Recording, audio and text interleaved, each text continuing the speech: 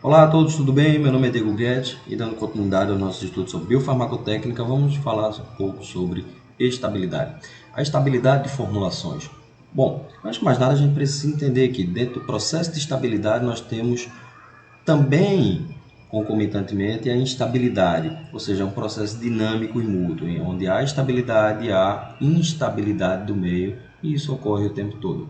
Para que a gente possa garantir estabilidade de uma formulação farmacêutica, estabilidade de um produto farmacêutico, a gente tem que se ater a alguns critérios, como, por exemplo, a estabilidade microbiológica, a estabilidade toxicológica terapêutica e, principalmente, a estabilidade físico-química.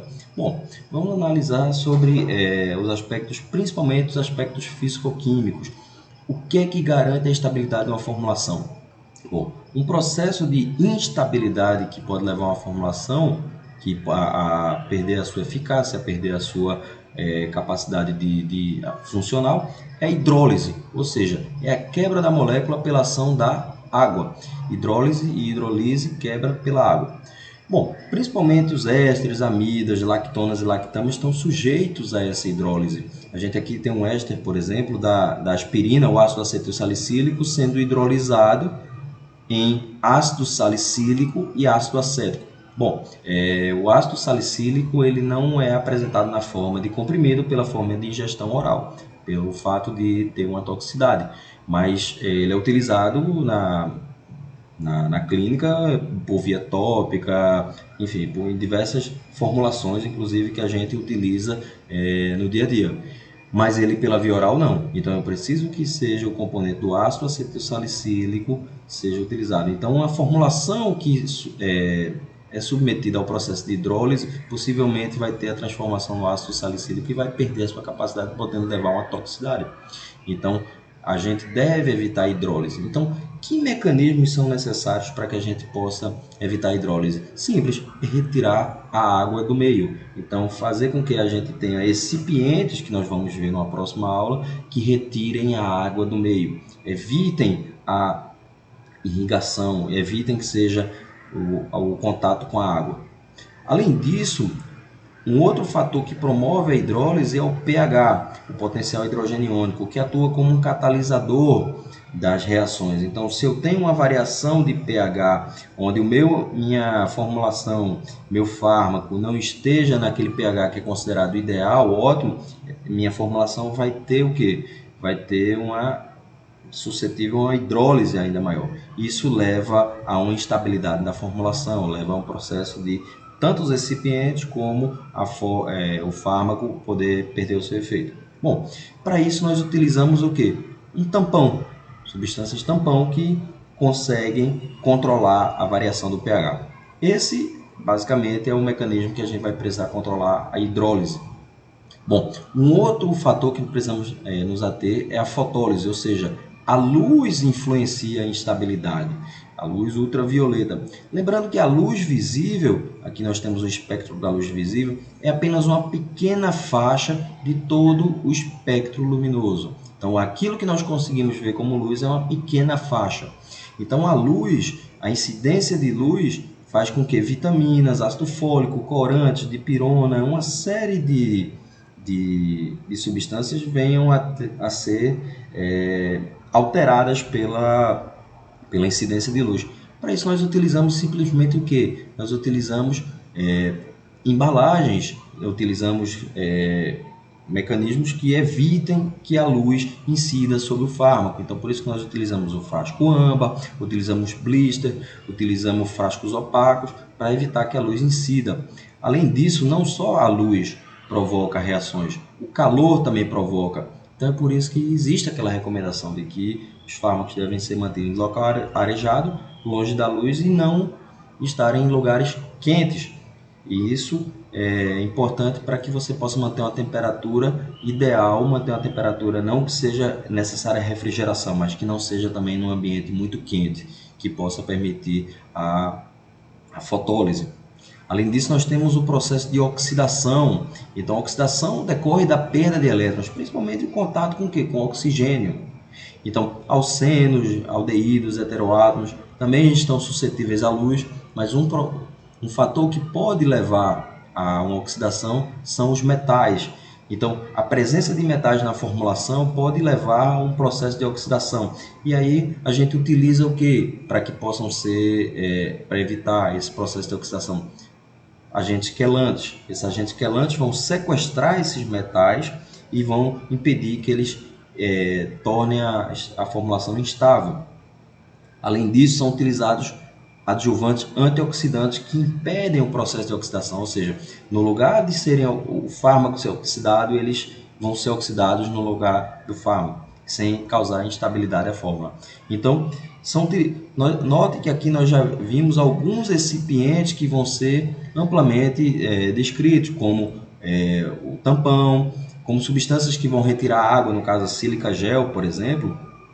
Nós vamos ter substâncias aqui que vão precisar ter o acondicionamento físico longe do calor e da luz. Mas e aqui nós temos o que? Os quelantes e os antioxidantes, que são adjuvantes que podem ser utilizados na prática. Bom, além disso, nós temos a racemização como outro fator. Racemização nada mais é do que quando nós temos um carbono quiral na nossa fórmula. Então, identificou dentro de uma formulação um carbono quiral, então já tem que ter em mente que pode haver racemização. Racemização é a mistura de 1 para 1 entre os isômeros, isômero S e isômero R, ok? Então a racemização nós temos que nos ater para que possamos evitar esse processo de racemização pelo excesso de instabilidade química. Bom, a racemização pode acontecer naturalmente dentro do processo de síntese. A racemização ela pode não ter nenhum efeito tóxico, como pode ter também, dependendo do isômero. Então, para isso nós precisamos conhecer a natureza farmacológica da droga. Quanto aos critérios físicos, é importante atermos a propriedades organolépticas. Visualmente, organolepticamente, ou seja, propriedades que envolvem odor, visual, paladar. Então, o aspecto da formulação, a cor, o odor, o sabor, há alguma alteração quanto a isso? Então, podemos perceber claramente se uma formulação sofreu algum processo de instabilidade, alguma mudança decorrente principalmente das etapas químicas. Além disso, estudos de pré-formulação são importantes para que a gente possa avaliar a estabilidade física da droga. Por exemplo, avaliar se o meu princípio ativo, a minha formulação, meus materiais para utilização são sólidos, líquidos ou gasosos. O princípio ativo, principalmente, vai estar na forma sólida. Então, avaliar se a formulação, a forma sólida vem presente na forma cristalina ou amorfa. Então, muitos fármacos apresentam o que? Polimorfismo. Então, em determinadas temperaturas, em determinadas condições, se apresentam como amorfo, como em outras condições se apresentam de forma cristalina. Então, entender qual o estado que se apresenta o fármaco. Além disso, o tamanho da partícula é importante. Então, quanto menores as partículas, quanto menor a partícula, maior a absorção do fármaco, maior a solubilização do fármaco na minha formulação.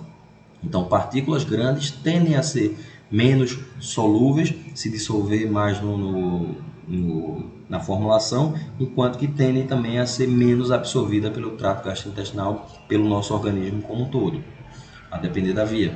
Bom, quanto à solubilidade, a gente vai entender que pode haver uma separação de fases em emulsões, e é isso que eu desejo. Uma emulsão, geralmente eu posso ter 1, 2, 3 fases, como por exemplo, água em óleo, água, óleo, água, ou quando eu tenho mais de uma fase, ou então o inverso, óleo, água, óleo. Então são fases distintas que eu preciso ter que haja garantia de que essas fases estão bem separadas. Então para isso a gente vai ter o uso de micelas que vão fazer com que haja essa clara separação entre as fases. Então essas micelas, essas condições ideais precisam estar presentes para que haja a separação, senão eu vou ter uma mistura da formulação ou a quebra da formulação, onde a micela não funciona e tem a separação da fase aquosa da fase oleosa. Além disso, Dentro da solução, o tamanho da partícula, como nós falamos anteriormente, é fundamental. O tamanho da partícula vai levar ao quê? Quanto menor a partícula, tem uma maior solubilidade, quanto maior o tamanho da partícula, maior a probabilidade de haver uma precipitação. Então eu tenho que ter o tamanho ideal, eu tenho que ter o tamanho que seja adequado para a formulação. Além disso, como nós vimos aqui na estabilidade química, o pH influencia. Então, a alteração do pH vai fazer com que possa haver uma precipitação, no caso. Dentro desse processo de dissolução do fármaco, a dissolução do fármaco no momento da sua preparação e também a dissolução do fármaco no meio, no nosso organismo. Para isso precisamos entender um pouco da permeabilidade da membrana. A permeabilidade da membrana a gente sabe que é uma bicamada lipídica, onde o fármaco tem que passar essa bicamada lipídica. Então, o coeficiente de partição. O coeficiente de partição significa que ele tem mais afinidade pelo meio aquoso ou pelo meio oleoso? Essa é a pergunta que nós temos que fazer. Então, se ele tem uma maior afinidade pelo meio aquoso, então dificilmente ele vai passar a membrana. Se ele tem uma maior afinidade pelo meio oleoso, então ele vai ter uma maior facilidade de passar pela membrana. Precisamos compreender também, é muito importante que nós compreendamos sobre o pKa. O que é o pKa? Nós temos aqui o entendimento do pH, que é o potencial hidrogênio iônico, ou seja, o pH ele reflete o potencial hidrogênio iônico do meio. O pKa é a constante de dissociação que nós temos do fármaco.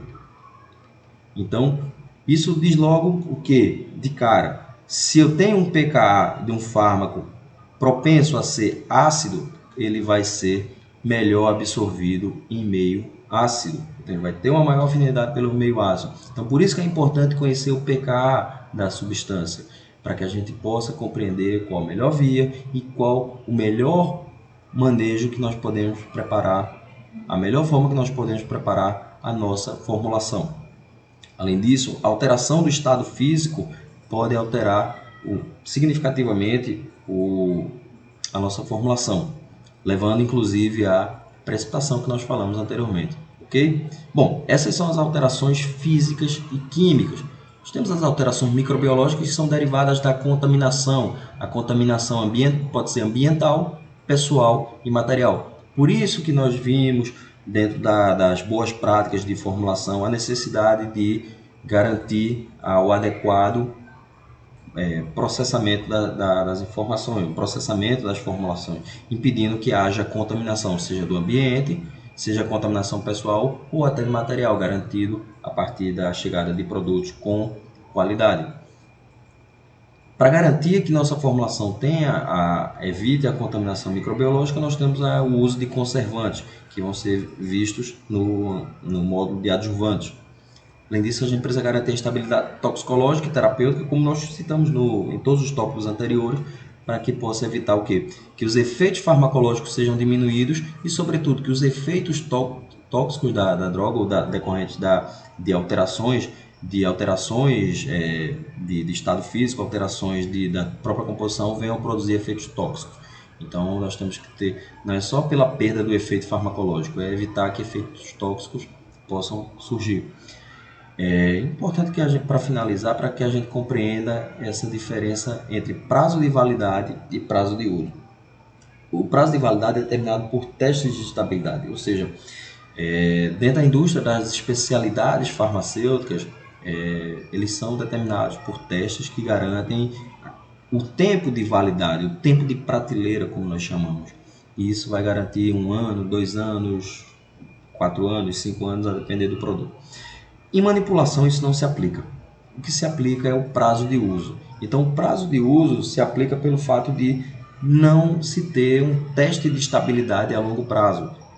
Se garante durante um período, então prazo de uso que pode variar de 4 meses, 6 meses, 3 meses, pelo fato do fármaco ele ter essa estabilidade, mas não é somente o fármaco, é o fármaco com os outros componentes da formulação. Então eu não posso garantir a longo prazo o uso. Então, para isso existe o prazo de uso. Então, na manipulação que se aplica o prazo de uso.